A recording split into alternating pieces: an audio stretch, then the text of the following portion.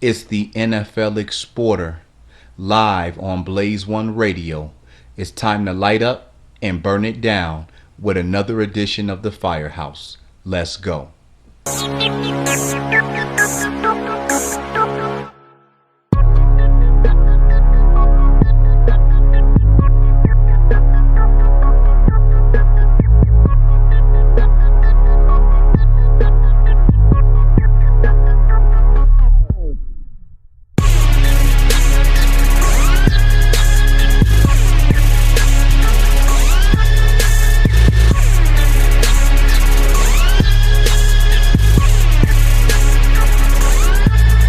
What's up, everybody out there? You're listening to the Firehouse live on Blaze1Radio.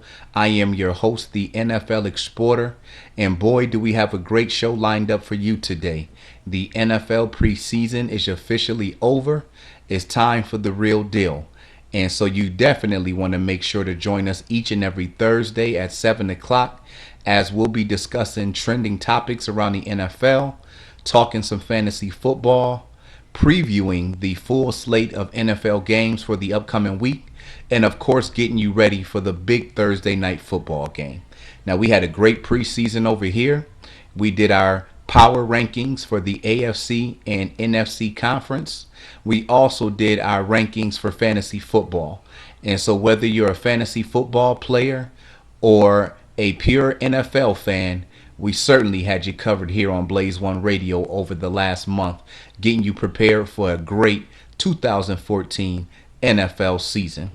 And to start the show off today, in our trending topics section, Derek Carr, the quarterback for the Oakland Raiders, has made news this week. He is the only rookie quarterback who is going to be starting for an NFL team in week 1. And he was a later round pick. You know that the Jaguars took Blake Bortles at number 3 in the first round. The Cleveland Browns moved up to the 22nd pick and took Johnny Manziel. And then the Vikings moved up to the 31st pick and took Teddy Bridgewater. None of those guys were able to earn a starting spot in the preseason, although Bridgewater and Bortles look very good. I certainly expect for those guys to be starting last year. Johnny Manziel did not look good at all. He's got his work cut out. I'm quite sure in Cleveland they'll be giving him more than enough opportunities to succeed. But it is Derek Carr from the University of Fresno State who is the only rookie who is going to be starting this week for the Oakland Raiders. So that's definitely big news. Congratulations to him. Other big news, Wes Welker of the Denver Broncos, their top slot wide receiver, is going to be suspended for the first 4 games of the season due to violating the NFL's performance enhancement drug policy. Now, this is quite interesting because there have been quite a few players who have gotten busted for this in the preseason.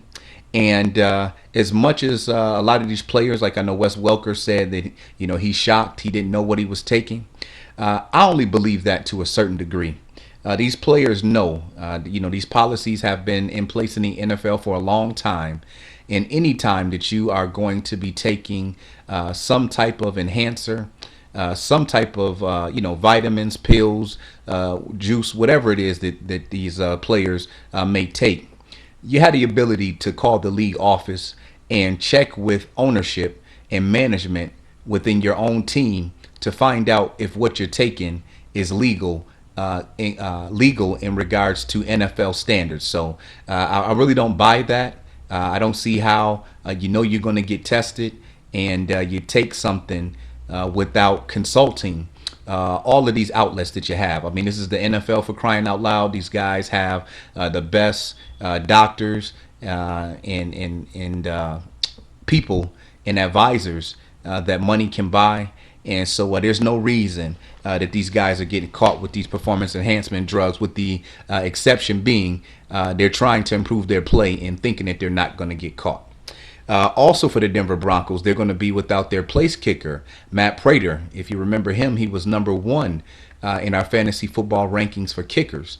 He's going to miss the first 4 games of the season due to violating the NFL's alcohol abuse policy. So the Broncos have a couple players that they're going to be without for the first 4 games of the season. I don't see it resulting in any losses or really hurting Denver that much. Quite sure they'll be able to score a lot of touchdowns, so they'll be able to get by without the kicker. And obviously, Welker is a key part to that offense, but you still have Demaryius Thomas, tight end Julian Thomas. They brought over Emmanuel Sanders from the Pittsburgh Steelers, and then they also have Caldwell, who was there last year. So I'm quite sure they'll keep the chains moving fine. Now let's kick it back over to Johnny Manziel. I definitely want to tap in on him. And I'm going to give you the real scoop, okay? We know a lot of times on these big syndicated shows, they may not be able to fully express how they feel. And certainly on my end, I'm not going to say anything that is bad, that is negative. I'm just going to tell the truth. I'm going to give you the facts regarding Johnny Manziel. Now, we all know Manziel, big-time star at Texas A&M University, won the Heisman Trophy back in 2012 as a freshman. Last year had another stellar season. If you take a look at Manziel's college stats, they certainly shoot off the charts. I mean, this guy was an excellent college football quarterback. However, this is the NFL, and we have seen a lot of quarterbacks succeed, and not only quarterbacks, we've seen a lot of players succeed and have a great deal of success on the college level, but it did not translate over to professional football. And so Johnny Manziel had every opportunity this year. Again, Cleveland traded up into the first round to draft him, and he had an opportunity. They really were pushing for him to get the starting job, but Manziel was not able to beat out the quarterback who was already there, Brian Hoyer. And I think that says a lot about where Manziel is currently at in his career, because Hoyer did absolutely nothing to earn that spot. He's really the starting quarterback by default because he's a veteran. He was been with the ball club longer, and so they're going to go with him. But this was certainly an opportunity that Manziel, if he would have been on his A game, would have been able to be starting this upcoming week versus Pittsburgh. And look, like I said, this is the NFL. Nothing's given. Your college stats, your pass are out the window. I think that Johnny Manziel is a guy who I have not seen enough out of to just say right now, yeah, he's a sure shot guy. Yeah, he's a guy that, 2, 3, 4 years down the line, he's going to be one of the top quarterbacks in the NFL. I have not seen that yet. All the other quarterbacks, Teddy Bridgewater out in Minnesota, Blake Bortles for the Jacksonville, and we mentioned Derek Carr for the Raiders. All those guys were way more ready and prepared to start this year than Johnny Manziel. And so, Manziel is definitely a guy. He's got a celebrity. He hangs out with a lot of celebrities. He's a well-known guy, gets a lot of media attention.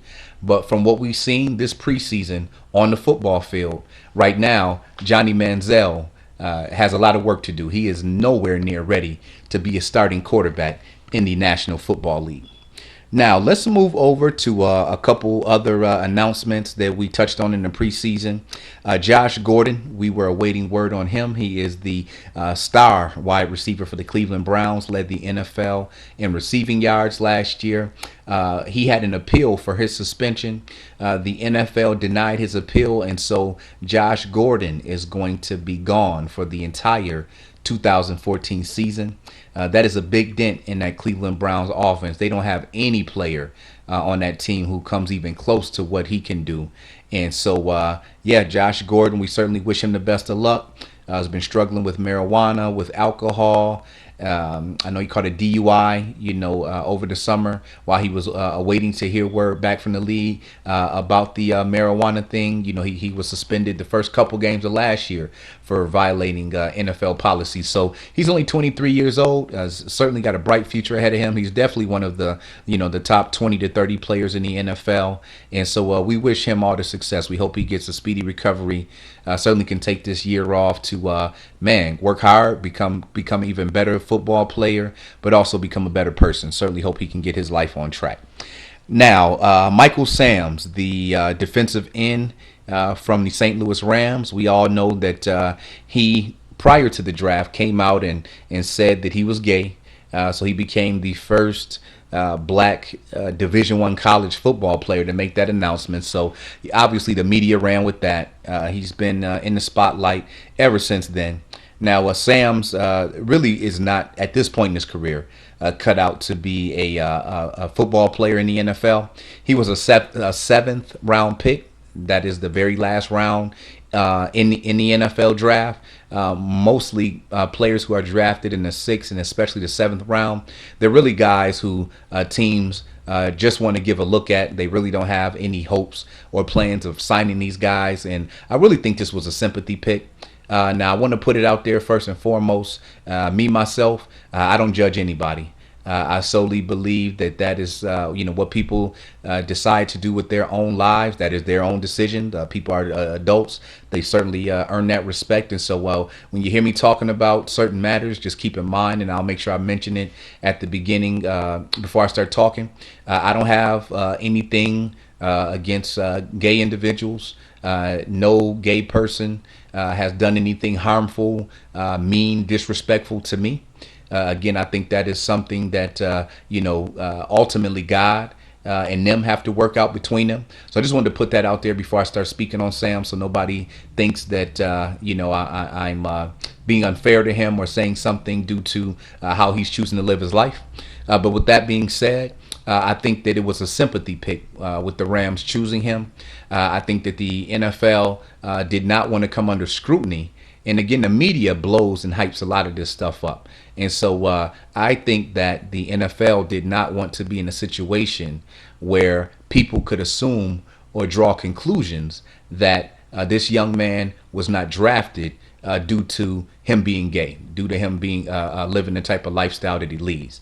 With that being said, he was cut by the Rams, and rightfully so. There was another rookie or a player, younger player, who outplayed him ultimately for that final roster spot at defensive end. And also the Rams have one of the best defensive lines in the NFL.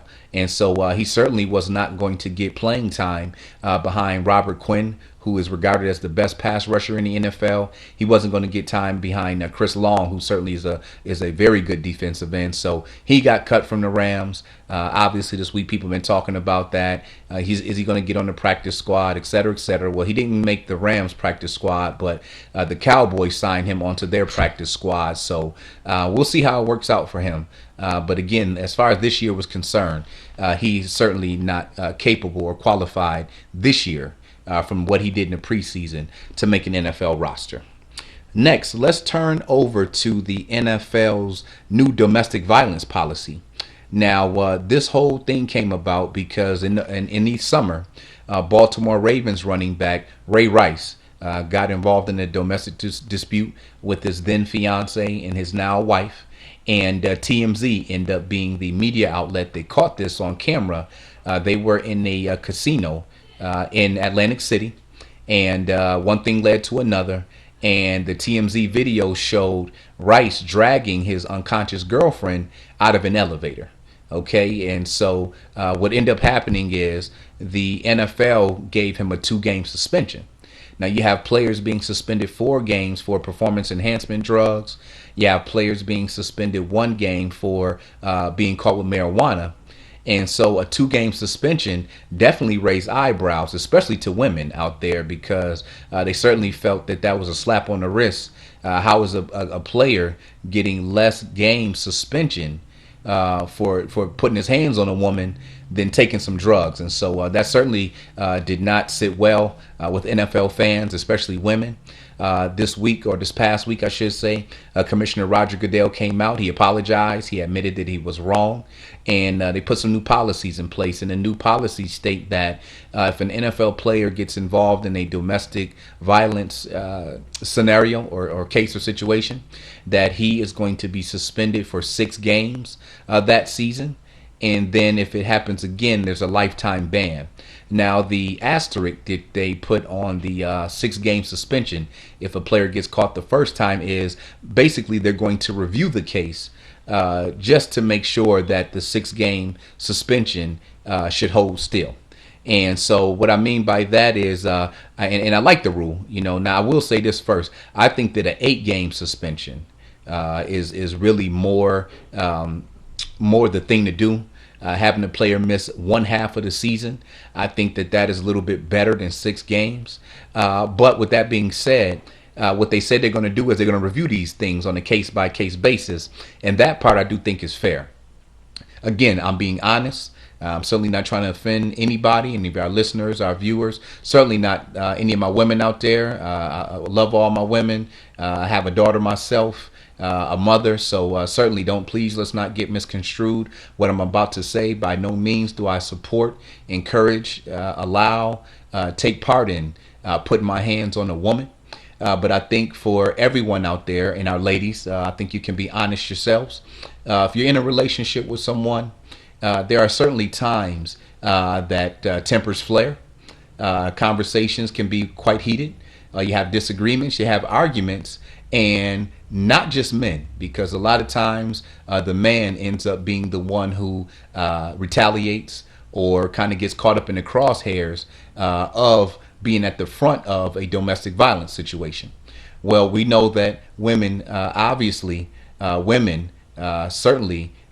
don't want to use the word instigate, but they certainly take a part in things happening on occasion. Now, I'm not saying every single time that is the case. You certainly have some male bashers, or I guess men out there, that is their thing, putting hands on women. But there are certainly a lot of cases where things are instigated. And unfortunately, in the heat of the moment, things happen. I certainly know that women have the ability to hit men. I know there's the whole cliche out there that, oh, it's just a woman, it didn't hurt, what may have you. But if we're going to call something right and wrong, let's call it right and wrong. And so there's certainly cases where women hit men. They say very mean things and kind of, like I said, I don't like to use the word instigate, because we certainly have to exercise self-control, but they play a part in it.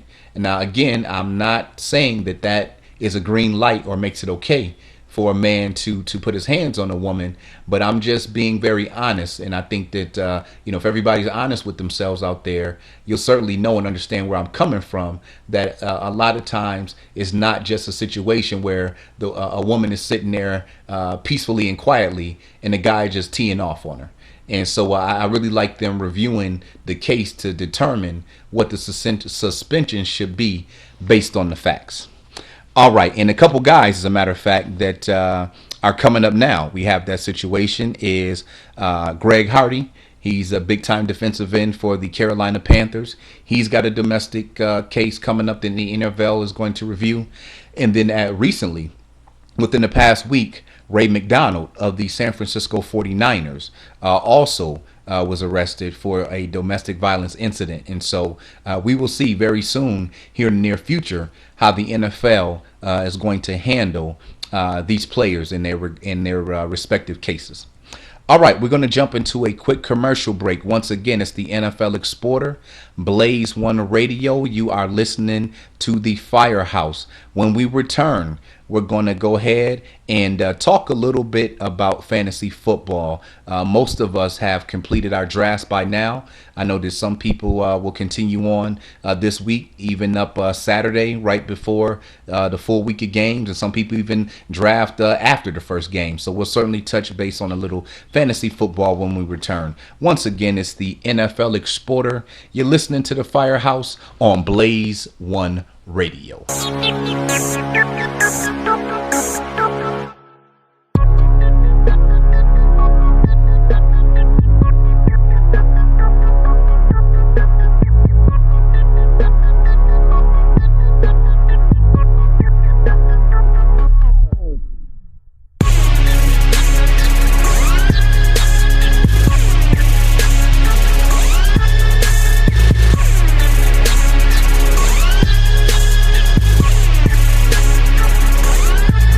All right, welcome back. It's the NFL Exporter. You're now listening to the Firehouse on Blaze1Radio.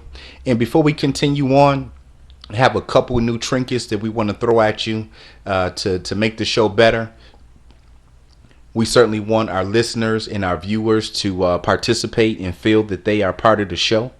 And so we have a call-in number now. If you would like to be on the Firehouse here with the NFL Exporter, the telephone number that you want to call is 716-249-0552. You call in, You just say that you have a comment, you want to ask a question, you want to comment on maybe something that I said, whatever it is, NFL or fantasy football related. You want to get on the show, you want to dial that number. You just simply let me know that you want to be on the Firehouse, and we'll go ahead and make sure that you're a part of the show. If you can't call in, or you would prefer to email, the email address is NFLExporter@yahoo.com. That's NFLExporter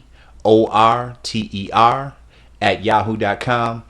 In your email, just simply state you would like your question or comment to be a part of the upcoming Firehouse show, and we'll get it done for you. And for both of those, please leave your name, your city and state, and then it's optional. That's up to you if you would like to leave your social network plug. All right, and then before I move on, let's go ahead and get our social network plug in real quick. Excuse me for that.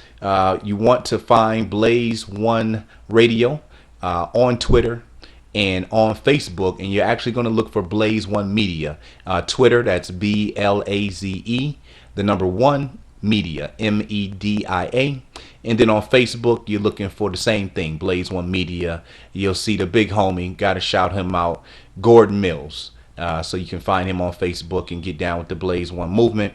And then for myself, NFL Exporter, you can find me on Twitter. You can find me on Facebook. You can find me on Instagram at NFL Exporter. That's again NFLExporter. On LinkedIn, you can find me at NFL Exporter. The name there would be Lance Goodman. And then also my YouTube channel, which is the place that you want to go in case you miss any of the Blaze1 episodes. You want to go to YouTube, and you can either put in your search engine NFL Exporter on Blaze1Radio, or you can just go to my YouTube channel and put in NFL Exporter, and it'll bring up all the clips from past shows. All right, now that we got that covered and out the way, fantasy football. I had my drafts this past weekend. Definitely took my own advice. I certainly wouldn't give you fans and listeners out there advice and then do something different.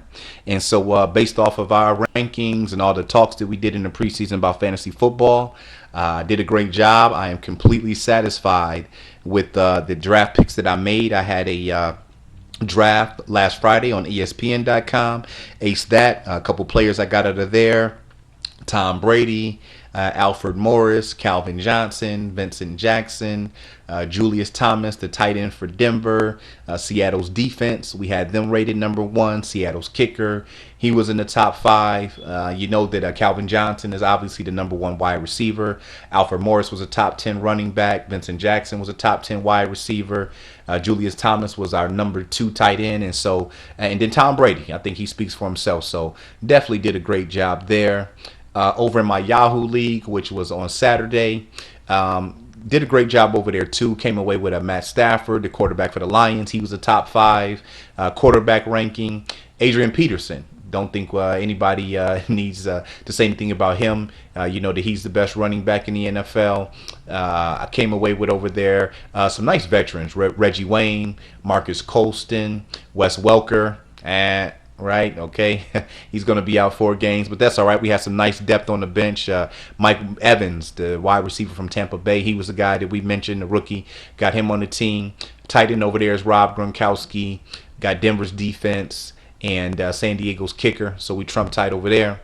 And then in my big league, which is my family league, I know that for many of my listeners out there, those are the funnest. Usually everybody has some type of league where they're playing with people they know, whether it's family members, co-workers, you know, what may have you. In my league, it's myself, it's my dad, it's my brother, it's my cousin-in-law, it's my cousin-in-law, it's my uncle, it's my cousin, and then we have 3 players who are very good friends of the family. This is our 6th year that we're going into, so you know that's the big one. A lot of trash talking, a lot of bragging rights. We're all on Voxer, a whole lot of fun. In that league, I came away with a couple tight quarterbacks. Matt Stafford, went with him again. Again, he was a top 5 quarterback. Also Nick Foles for the Philadelphia Eagles. he was in the top 10. So definitely came away with two tight quarterbacks.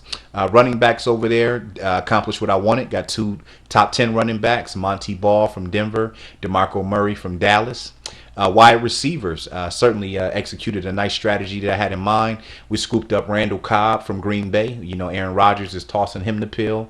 Marcus Colston went with him again. I think Colston's going to have a real good year.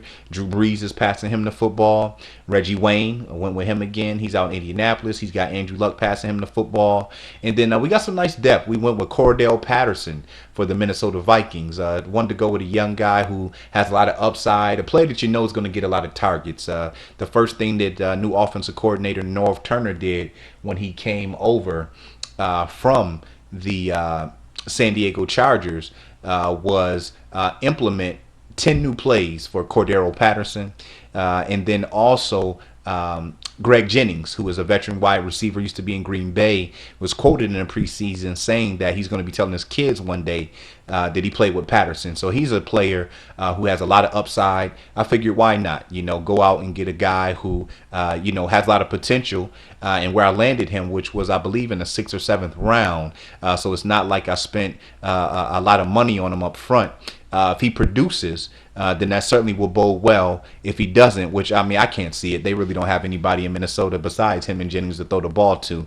So that was a real good pickup there. Also, now I came up a little weak at tight end. And I still have Martellus Bennett. He was a top 10 tight end. I really wanted to get Jason Witten from the Cowboys. Wasn't able to get him. So I put a nice trade down. I had drafted Reggie Bush, but I made a deal with another owner in my league. I traded Reggie Bush for Rob Gronkowski. And so I wanted to tighten up that tight end position because all my other positions are covered. I definitely have a nice bench. And then my defense over here is New England. You know, they were a top 10 defense in our rankings. And my kicker is Phil Dawson. I'm a 49er fan, so had to get at least one 49er on one of these teams. Weren't able to bring in any other 49ers on any other teams. All right, so yeah, you know, that would be something good. If people want to give me some feedback, if you want to hit the email, you want to call in. I think email would probably be a little better just in regards to giving me your rosters. But yeah, feel free if anybody wants to write in and tell me how your fantasy football draft went, you know, the players you selected. Certainly can speak that up on the show. You know, that's something that we'll be keeping track of all year, and that'll be a lot of fun. And speaking of that, let's go ahead and run down and take a look at these games real quick from a fantasy football perspective to see what some of these matchups are looking like. Now, I know that Green Bay and Seattle, that's the big game coming on here. Game starts probably about 8:15, 8:30. It's the first game of the season, so you know they're going to have some extra festivities. The Seahawks are going to be receiving their Super Bowl rings, etc. But in that game, certainly a lot of players for Green Bay. I know that a lot of people have Aaron Rodgers, running back Eddie Lacy, wide receivers Randall Cobb. I have him, Jordy Nelson. And then on the Seahawks, a lot of people have quarterback Russell Wilson, running back Marshawn Lynch, wide receiver Percy Harvin, and obviously that Seattle defense. And so big game tomorrow. Some start-sit information for you. And again, every week we'll kind of talk about players that you want to start and maybe some of our star players you want to sit. This is definitely a game I would suggest sitting Aaron Rodgers. Now, again, obviously he's one of the best 2 or 3 or 4 quarterbacks in the NFL. I think everybody would agree that Tom Brady, Drew Brees, Peyton Manning, and Aaron Rodgers are the top 4 quarterbacks. People may have someone else ranked number 1 between those 4. Due to, you know, their personal preference, but I don't think anybody would put another quarterback ahead of any 4 of those guys. And even though Aaron Rodgers is an elite quarterback, we've seen Seattle's defense rise to the occasion. When it does come to playing, Peyton Manning, you've seen what they did to him in the Super Bowl. Drew Brees, seen what they did to him twice last year, especially at home with that wild 12th-man crowd. The Seattle Hawks defense rises up. And so I don't think this is a good matchup for Aaron Rodgers. Now, look, Rodgers is a top quarterback. And I know that he's going to be up to the challenge. So if you do decide to put him on the bench and he has a good game, Don't blame me, all right? I'm kind of telling you to eat your own on this one, but I would suggest sitting him if you have a better option. You should be able to find a little bit easier of a defense to play against besides the Seattle Seahawks. Eddie Lacy, I think he's a good fit to go tomorrow. I'm quite sure that Green Bay is going to try to mix in the run a lot to kind of offset that vaunted secondary. And then as far as Green Bay's receivers would go, I would same thing. I would probably not play these guys, but again, it's the first game of the season. I know Aaron Rodgers is going to be up to the challenge, and it's kind of hard to say. But again, if you have some better options besides Jordy Nelson and Randall Cobb, this will be the week that you want to sit those guys out. We're definitely giving Seattle's defense the advantage. And then for Seattle, Russell Wilson, Marshawn Lynch, Percy Harvin, all of them must start. All of those guys should have good games. Looking at New Orleans, Atlanta, all weapons are a go. Matt Ryan, Julio Jones, Roddy White for Atlanta, Drew Brees, Jimmy Graham, Marcus Colston, Mark Ingram, Pierre Thomas. All the starters for both of those teams are good to go. Cincinnati-Baltimore game, I think everybody should be good to go. It's hard to sit A.J. Green, but I think Andy Dalton may struggle a little bit. You know, they're without their their second best wide receiver. So Andy Dalton might be a quarterback if you got him starting for your team that you may consider sitting out this one against Baltimore. They have a tough defense. Let's see here. Looking down the list, everybody for Chicago's good to go. All their top players, Alshon Jeffrey, Brandon Marshall, Matt Forte. They should have big days against Buffalo. RG3 is another guy that you might consider sitting if you got him starting for your team. I think they're going to have more than enough opportunity, so his numbers will probably shake out. But Houston definitely has a couple guys in J.J. Watt and Jadeveon Clowney who can get after the quarterback. They possibly could make life difficult for him. Arian Foster, he's obviously a guy that everybody's going to be watching. I think him and when Rob Gronkowski from the Patriots get back on the football field, everybody's going to be watching. Both of those guys are coming off of back surgeries. And, Foster is coming off of a back surgery. Gronkowski had back surgery last year. He's coming off an ACL injury. And so Arian Foster is certainly a guy that I think that you want to monitor all the way up until game time. If he's playing, first game of the season, can't do any harm. You want to put him out there. But he's certainly a guy. Him and Gronkowski were our two biggest boom or bust candidates. Either these guys are going to get you big time points and help your team win a championship, or underachieving from where you landed them in the draft. I've seen Arian Foster going in the first and second round, Gronkowski usually third or fourth. So we're certainly going to be keeping a close eye on both of those guys. Looking at Kansas City, Tennessee, Jamal Charles should have a big day out there. New England, Miami, I think Tom Brady should have a big day. We just mentioned to see if Rob Gronkowski plays. I think also another thing to watch out for Miami is running back Noshawn Moreno. He was a free agent pickup from Denver. He's going to be splitting time starting off the season, but I think at some point he's going to take over that starting role. So it'll be interesting to see how much playing time he gets this week. Oakland first to Jets. I think Maurice Jones-Drew is definitely a player that you want to keep your eyes on. You know the Raiders want to run the football a lot. He's the new starting running back over there. Also Chris Johnson for the Jets. He's new with the Jets as well this season. So two running backs to definitely watch out for in that matchup. Jacksonville, Philadelphia should be a big day for all of the Eagles' major weapons. Nick Foles, Shady McCoy, all those guys. We're pretty much expecting a blowout there. For Jacksonville, it's worth noting to take a look at Toby Gerhart. They're going to be dependent on him to run the football this year. We didn't have really any expectations for him, so certainly that's something worth monitoring. Looking at Cleveland, Pittsburgh, I think Antonio Brown is a player that you want to sit out this week. The wide receiver for the Browns, he's going to have shutdown cornerback Joe Hayden hanging all over him for the entire game. So I think Brown would be a good sit out this week if you have some better options there. Looking at Minnesota, St. Louis. Obviously, Adrian Peterson is always a go. Going to be interesting to see how Zach Stacy does. He's the running back for St. Louis. They lost their starting quarterback, Sam Bradford, for the season. They're going to be trying to rely on the running game a lot, but they don't have a lot of weapons in St. Louis, so be interesting. You know, his draft stock shot up once Bradford got hurt because everybody is looking at him getting more touches. But in my personal opinion, I thought it actually hurt his value because now teams are going to be stacking the box and forcing their backup quarterback to beat them through the air. So we'll see how that one shakes out. San Fran versus Dallas, all weapons are a go. This is one where I'm advising people who have Tony Romo, if you have Jason Witten, if you have Des Bryant, you have DeMarco Murray, the star offensive players for Dallas, go ahead and play them. This 49ers defense is not fully equipped how they have been in past years. They're without Aldon Smith and Navarro Bowman, who are arguably their two best defensive players. They also have some brand new defensive backs, and the Ray McDonald, mentioned him earlier about the domestic violence. I don't know if he's playing. They lost another defensive tackle for the season in the preseason. So I think that all Dallas players are. I've been seeing a lot of people sitting out the skill position players for Dallas because they're playing San Fran's D. But I say leave those guys in the lineup. They should be good to go this week. Carolina versus Tampa Bay. I think Doug Martin, the running back for Carolina, is a player that you want to think about sitting. You know that Carolina has a stout front seven. Returning defensive player of the year, Luke Kelce. Not easy to run the ball at all against Carolina. So I think Martin is a guy that you may want to consider sitting out. Then we're going to be looking at Cam Newton. You know, his fantasy stock fell a lot this year compared to prior years. Had ankle surgery in the offseason. Ended up with a cracked rib / back contusion in the preseason. Has all brand new wide receivers. So it's going to be interesting to see what comes out of that game. For Denver, Demaryius Thomas, Julius Thomas, all Denver weapons are always a go every single week. That should be a shootout. They got Indy coming to town. I think all the Indianapolis players in the passing game, Hakeem Nicks, T.Y. Hilton, Reggie Wayne, Andrew Luck, all those guys should put some money up. New York versus Detroit. New York was one team we were not high on. We're going to watch to see how that offense plays. Rashard Jennings and Victor Cruz are the main two guys there. So we're going to be watching them. And for Detroit, all weapons a go.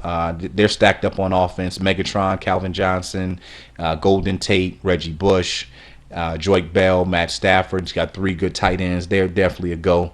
And then San Diego versus Arizona. This might be a matchup where you think about sitting Keenan Allen, the top wide receiver for the Chargers. He's got a pretty tough matchup. Patrick Peterson is one of the best defensive backs in the NFL.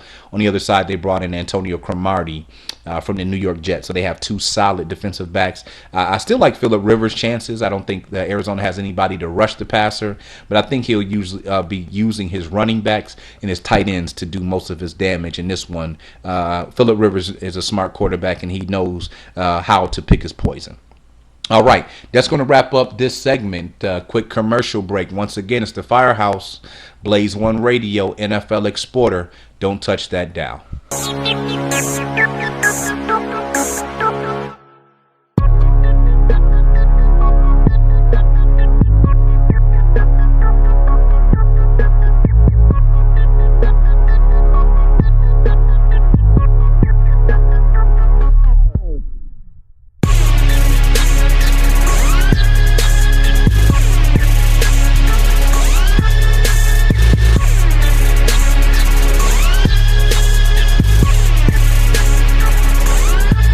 All right, welcome back to the Firehouse. It's the NFL Exporter.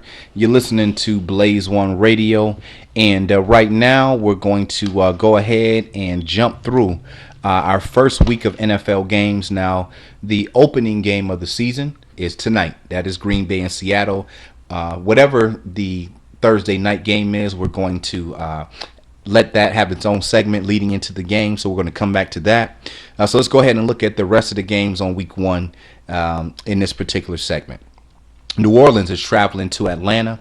That's a big-time rivalry. Quite sure the city's going to be buzzing. You have a lot of people from New Orleans, from Louisiana who live in Atlanta.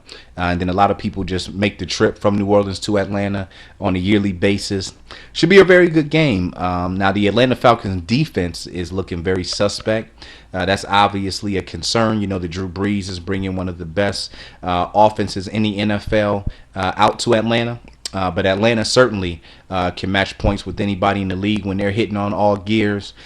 But we're going to go with the Saints in this one. The Saints have a better defense and, again, one of the best offenses in the NFL. I think it's going to be closer than what most people expect. It's the first game of the season. That crowd is going to be really hyped up in ATL. But we're going to go with New Orleans in this one, 28-20. Next, we have Cincinnati and Baltimore. That's going to be a hard-hitting game. Another in-rival division. I think the keys to look for in this game is can the Cincinnati Bengals offensive line hold up in protection when it comes to passing the football. The Baltimore Ravens have one of the best front sevens in football. You have Elvis Dumervil and Terrell Suggs, two guys who can definitely get after the quarterback. So I think that's going to be a big key there. And then also checking out Cincinnati's defensive line, because they're without Michael Johnson. He was a good defensive end. He's now in Tampa. And Geno Atkins was considered a top 2 or 3 defensive tackles coming into last year. Suffered an ACL injury in the middle of the year, and he's not back at full strength yet, although he is playing. And so I think there's a possibility that the Bengals front line on defense could possibly get shoved around a little bit. We're going to go Baltimore in this one at home, 23-17. Next, we have Buffalo traveling out to Chicago. We got Chicago in this one. This should not be too much a problem for them. The Bills' offense has struggled. The Bills certainly have a good defense, a defense that plays well enough to keep them in ball games. But based on what we've seen in the preseason, second-year quarterback E.J. Manuel is not ready yet. Now, Chicago last year did have problems stopping the run, and C.J. Spiller and Fred Jackson are certainly two good running backs. So if the Bills can get a running game going, I think that they can hang in there and keep the game close. But ultimately, I think that Chicago has too much offensive firepower. We're going to take Chicago at home in this one, 31-20. Next, we have Washington heading out to Houston. This is going to be a good game here. RG3 and the fellas obviously looking to redeem themselves. They have a new head coach and offensive coordinator in Jay Gruden. I mentioned RG3 has Alfred Morris behind him. He's one of the best running backs in the NFL. Brought over Deshaun Jackson from Philadelphia. You have Pierre Garçon, caught over 100 passes last year. Jordan Reed's a good young tight end. Andrew Roberts brought him in from Arizona to be a third wide receiver. So on offense, all the pieces are in place. There is no reason whatsoever that this Redskins offense should not be able to get it clicking. And then they made some upgrades on defense as well, bringing in Jason Hatcher, defensive tackle from Dallas. Brought over Ryan Clark, veteran safety from the Pittsburgh Steelers. And so they're looking to help their offense some by playing better. That defense certainly has been a liability in Washington the last couple of years. For the Texans, as we mentioned earlier, we're going to be watching out for Arian Foster. The Texans have all-pro wide receiver Andre Johnson. DeAndre Hopkins is certainly a good second-year wide receiver. Ryan Fitzpatrick is the new quarterback. He came over from the Tennessee Titans. You hear a lot of mixed reviews on him. I think consistency is the main issue. And Arian Foster is the guy that we're going to be watching. We want to see if he is still going to be one of the best running backs in the NFL, which he was prior to getting injured.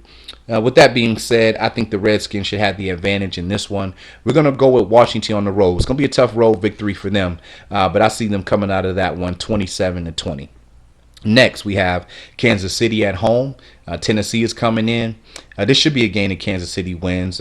Defensive battle, certainly. Both teams have good defenses. I give a slight edge to Kansas City. But Tennessee is not too far behind. I can tell you that. Their defense is definitely very good. But in the end, the Titans' running game, I think, is going to struggle a tad bit. They've yet to get a starting running back established over there. Obviously, in KC, they've got their running back, Jamal Charles. He's definitely one of the top 2 or 3 running backs in the NFL. Now, I think the thing to watch for here is Kansas City is going to be without their top wide receiver, Dwayne Bowe. He's serving a 1-game suspension for getting caught with marijuana. Outside of him, the Chiefs really don't have any weapons in the passing game. So I think it's going to be interesting to see how Kansas City is going to try to move the ball if they have any issues running, which obviously won't be all game. Jamal Charles is definitely a player who keeps churning away, and then he pops a big one on you. We're going to go with this one, Kansas City at home. I don't think Jake Locker and that offense is ready for Tennessee. I like Kansas City in this one, 24-14. Next, you have New England traveling out to Miami. This definitely should be another good game. The Dolphins are the one team who played the Patriots the toughest. But with that being said, the Patriots are loaded. Tom Brady has all of his weapons healthy. Obviously, in this one, we're going to be watching out for Rob Gronkowski to see if he's playing. Even if he's not in the lineup, though. Too many weapons on offense, and the Patriots are fully healthy on defense. They actually added two blue chip cornerbacks in Darrelle Revis and Brandon Browner. I think that at the end of the day, the Patriots are going to be too much. I think Miami can hold their own, but we're going to go with New England in this one, 31-23. Next, we have Oakland traveling out to the Jets. This should be a good game. You have a rookie quarterback and a second-year quarterback. Two pretty tough defenses. Two teams looking to run the football. And so I think that the teams are very identical in the styles that they are bringing to the table and what they want to do. I'm giving the Raiders the edge in this one. I think they have a little bit more talent, a little bit more veteran leadership, and I think their secondary, which is a weakness for the Jets, surprisingly. I think the Raiders' secondary is a little bit better. We're going to go with Oakland on the road in this one. This should be a defensive struggle. How about 20-13? Jacksonville traveling to Philadelphia. We talked about that. Should be pretty much a blowout for the Eagles. At the end of the day, the score may look a little better than what actually happened in the game. I think the Eagles will get off to a fast start and really get out in front. LaShawn McCoy should have a big day running the football. Nick Foles should certainly have more than enough room to light up the airwaves. This Jacksonville Jaguars team just does not have enough players to be competitive, but it's the first game of the season. We'll get a chance to see what type of play. We'll get a chance to see what type of strategy and schemes that they're bringing to the table. But we like Philly running away at home in this one, 34-14. Next, we have Cleveland and Pittsburgh. I'm definitely going to be watching this game. If you want to see some hard hitting, you want to see some blue collar football, you want to see some guys really getting after it, this is definitely a game to watch. I think out of all the games that I see on the week 1 schedule, this is the game where the players on these teams after the game are going to have to do some serious icing. We're going to go with Pittsburgh at home, though. That Cleveland offense had struggled mightily in the preseason. Again, they're without their top playmaker, Josh Gordon. Just don't have enough firepower. Love their defense. You know, the Browns definitely have one of the better defenses in the NFL, but Pittsburgh a little bit more offensive firepower. Should be close, though. We're going to go Pittsburgh at home in this one, 23-13. Next, we have Minnesota traveling out to St. Louis. Should be a pretty entertaining game here. It's always a joy to watch Adrian Peterson. We mentioned Cordero Patterson earlier in the show. Anxious to see what he's going to do this year. We know that the Rams have one of the better defenses. Certainly got guys who can get after the quarterback when it comes to running the football. Some good linebackers in Ogletree, Dunbar, and Laurinaitis to stop the run. But ultimately, I think that Minnesota is a better overall team and certainly has more options and weapons on offense. We're going to go with Minnesota on the road in this one. Let's say they're going to beat St. Louis 27-17. San Francisco traveling out to Dallas. Certainly should be a pretty entertaining game there. Again, that Dallas defense just does not have it. They lost DeMarcus Ware in the offseason to free agency. They lost their top inside linebacker and their top playmaker in Sean Lee with an ACL injury. They've got 2 defensive backs who are going to be suspended for the first 4 games of the season for that same performance enhancement drug. They were already, with those players in the equation, regarded as one of the worst defenses.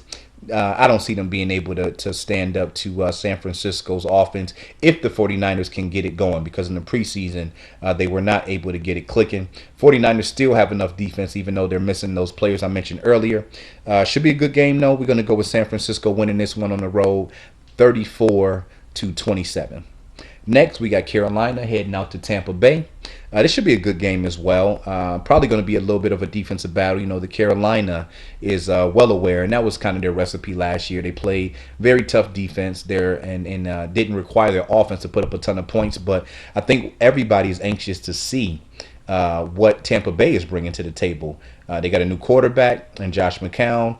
New rookie wide receiver and Mike Evans. I think he's going to have a big year. You have Vincent Jackson. Doug Martin is trying to get back to his form back in 2012 when he ran for over 1,400 yards as a rookie. So I think that is going to be a very good game to watch and see what takes place there. And then obviously we want to check and see Cam Newton's health. Again, we mentioned the ankle surgery and the cracked rib and back contusion. So that should be a good game. This is close. I'm going to take Tampa Bay winning on a last second or last drive field goal, 20-17. Next, this should be an entertaining game here. Indianapolis is traveling out to Denver. This one should definitely be a shootout. Obviously, a lot of star power for Denver with Peyton Manning and company. Andrew Luck is definitely a rising star. Actually replaced Manning in Indianapolis after the Colts decided to part ways with him. But the Colts will be without Robert Mathis, another victim of a 4-game suspension to the performance enhancement drug. Without him, I don't see the Colts being able to get pressure on Peyton Manning, which is a huge issue. We're going to go with the Broncos in this one, 40-27. Next, we have the Giants and the Detroit Lions. Talked about the Giants earlier. Now, I will say that the Giants secondary is probably the strong suit on defense. Jason Pierre-Paul needs to get back into form to create some type of pass rush up front. We're certainly going to be looking on Eli Manning in that offense. Probably was the worst offense besides Cleveland this preseason. And the Bills we have to throw in there as well. Definitely did not execute. But, the Detroit Lions are loaded. They got a new head coach with Jim Caldwell. I certainly think that this Detroit Lions team is going to get their season off to a great start. They should be able to handle the Giants pretty easily at home. We're going to go with Detroit 37, New York 20. And then the last Monday night game, the NFL always hooks us up the very first week. You have tonight's game, the Thursday night opener. You have a full slate of games on Sunday, and then a doubleheader on Monday night. That last game is San Diego at Arizona.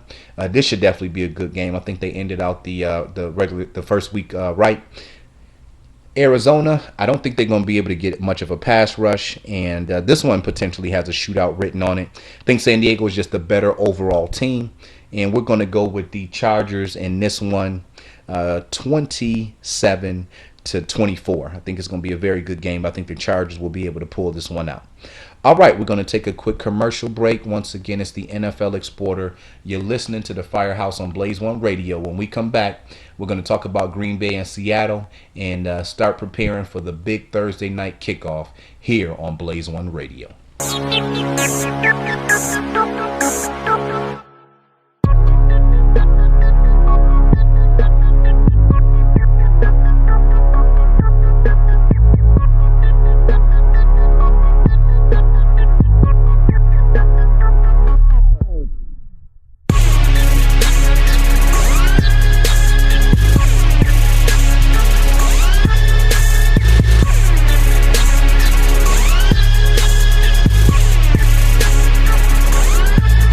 All right, thanks for returning to the Firehouse. It's the NFL Exporter, and you're listening to Blaze1Radio. And one more time, we just want to drop a couple dimes on everybody.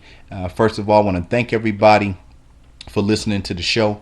Really appreciate that. I got to shout out my man, DJ E. Mills, killing it every Friday night. Y'all make sure to check in and hear all the hot mixes on Blaze1Radio. But I know my man E. Mills goes hard when his time is up. So I definitely got to shout him out. I heard him and his crew been checking out the show. Definitely appreciate that. Definitely got to shout out my man Lito, Bros in Arms, everybody over at Mayless Music. Definitely doing their thing. Look forward to getting that heat. Lito, you left me out this week, man. I was supposed to have some butter in my background, but I know y'all going to take care of me in the future. And, of course, we got to shout out to big homie Gordon Mills, Blaze One Media, the whole movement from New York to Atlanta, out here to L.A., definitely doing big things. And we're going to continue to bring you the top sports coverage to anywhere that you can find, TV, NFL, the internet. The NFL Exporter is definitely a heavyweight. I go toe-to-toe with anybody when it comes to this football thing. I got y'all covered. If you're unable to catch ESPN or just want a change of pace from NFL Network or some of the bigger shows, and don't get it twisted, those guys are my colleagues. Certainly no disrespect there. I watch some of those shows as well. But when it comes to top-notch analyst, a guy who can give you in-depth breakdowns and really bring you the facts of what's going on, the NFL Exporter, the Firehouse Blaze1Radio is definitely the place where you're going to be able to find that. And now let's drop those dimes once again. If you want to be a part of the show, the call-in number is 716-249-0552. Call that number and simply leave your name, your city and state, and leave your comment. Ask a question, get advice. whatever the case may be. If you choose the email route, that's NFLExporter. You spell that NFLExporter at yahoo.com. And just leave, same thing. Ask your question, leave your comment, whatever the case may be, and we'll certainly make sure whether you call the call-in number or you send us an email, we'll definitely make sure that we can include you in the show. And then to find Blaze1Radio online, you go to Blaze1 Media on Twitter, so that's at BLAZE, the number 1 Media, MEDIA. And on Facebook, you want to find us at Blaze1 Media as well. Gordon Mills is the CEO of that, and you'll be able to find his Facebook page and the Blaze1 Media Facebook page there. For myself, again, across the board, I'm NFLExporter on Instagram, on Twitter, on Facebook, NFLExporter. On LinkedIn, NFLExporter, that's Lance Goodman, and the YouTube channel is NFLExporter, NFLExporter. All right, so let's go ahead and start talking about the big Thursday night kickoff. This is the first game of the season. We have the returning Super Bowl champion Seattle Seahawks. We have the Green Bay Packers, who have won their division, the NFC North, the last 3 years in a row. Both these teams have Super Bowl aspirations. Both teams certainly have the players to get the job done. This should be a real intriguing matchup. Let's go ahead and take a look at Seattle first and foremost. Seahawks coming off of a 13-3 record last year. In the playoffs, they beat the Saints. They beat the 49ers. They thrashed Denver in the Super Bowl. They're returning pretty much all of their guys. A couple losses on defense. Defensive tackle Red Bryant. Defensive end Chris Clemens. Defensive back Walter Thurman. Defensive back Brandon Browner. But they still have enough players where that defense should still be playing at the level that they were playing last year, if not even better. On the offensive side of the football, they lost Golden Tate. But Percy Harvin missed all of last year with an injury, the majority of the regular season, I should say. And so he'll definitely be able to offset that. And Russell Wilson is a player who I think is underrated, but he's a rising star in the NFL. Has averaged 26 TD passes and 9 interceptions his first couple years. Led the Seahawks to a Super Bowl in only his second year.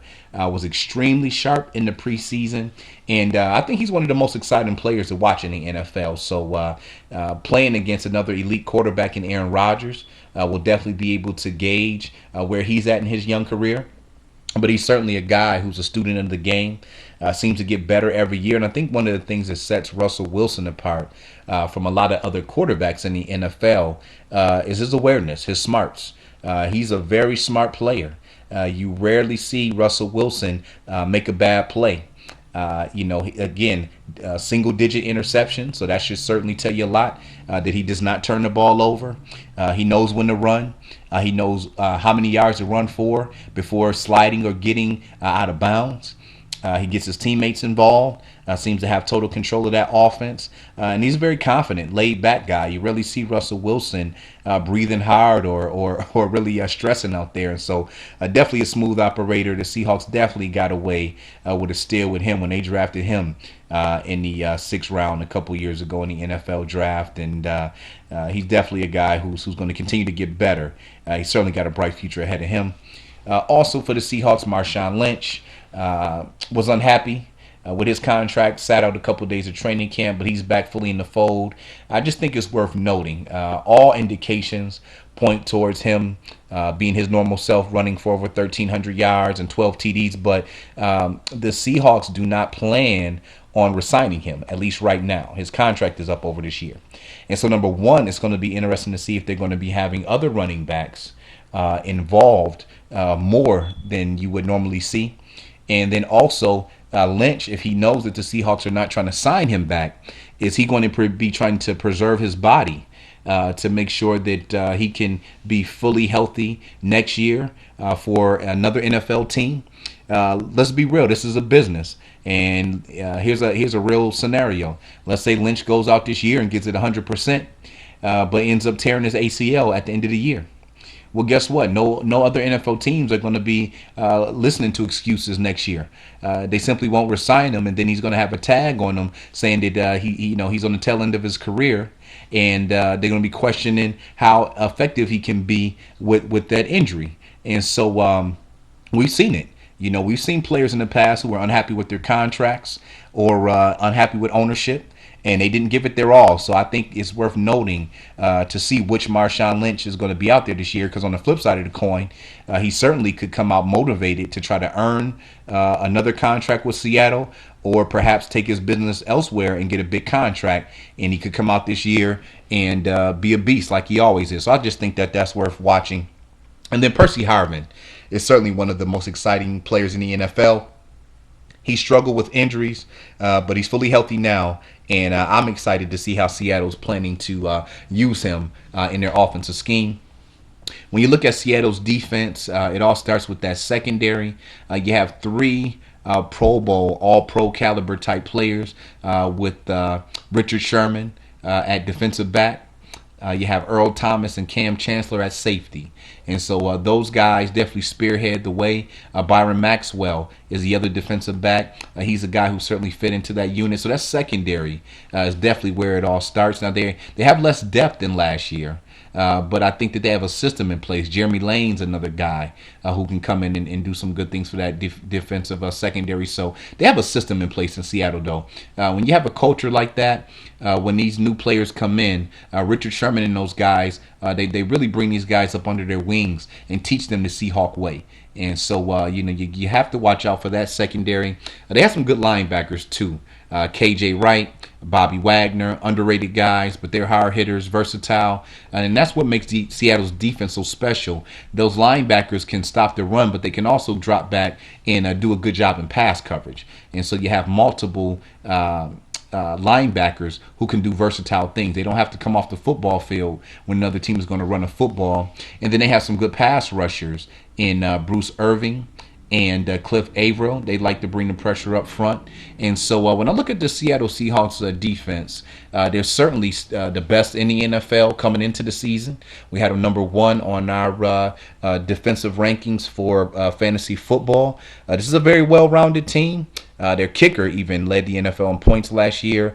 Harvin returns punts and kickoffs. So I think this is the most balanced and well-rounded team, not to mention how physical they are, and not to mention the big-time home field advantage that they have. So I certainly, we like Seattle in this game. Tonight we're going to give our prediction right before we head into the action. But the Seattle Seahawks team is definitely primed and ready to defend their championship this year. They're going to be extremely tough to beat.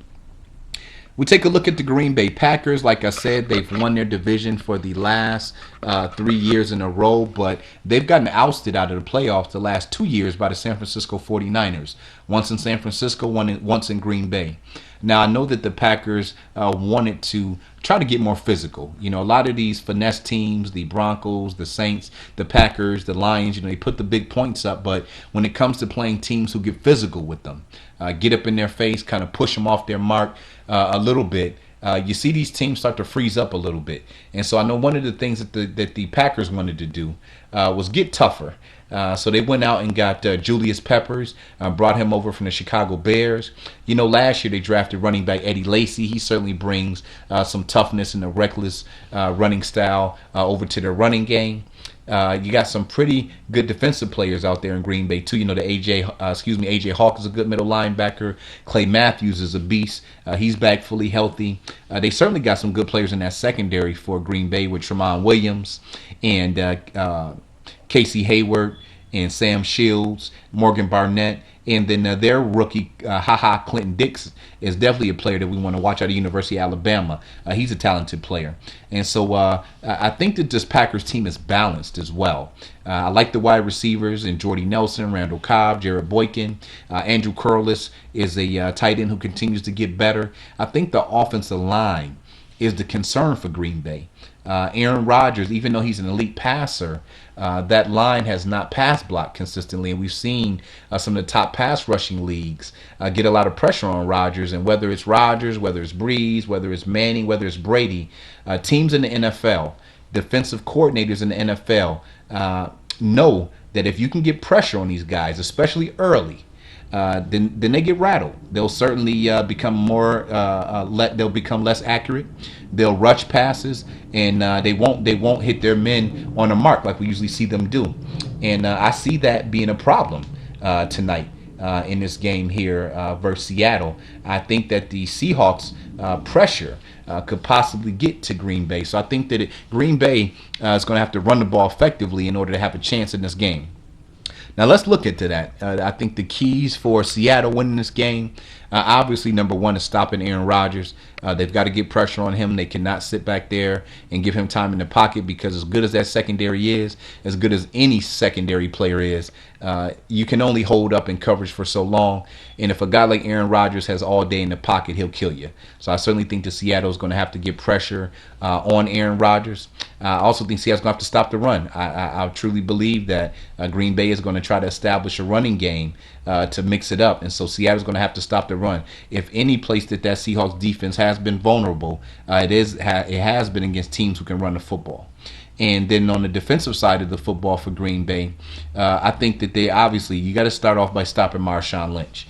For any team playing Seattle, you know that Seattle wants to establish the run, and so stopping Marshawn Lynch is the number one goal. And then from there, I think that just being disciplined against Russell Wilson is the key.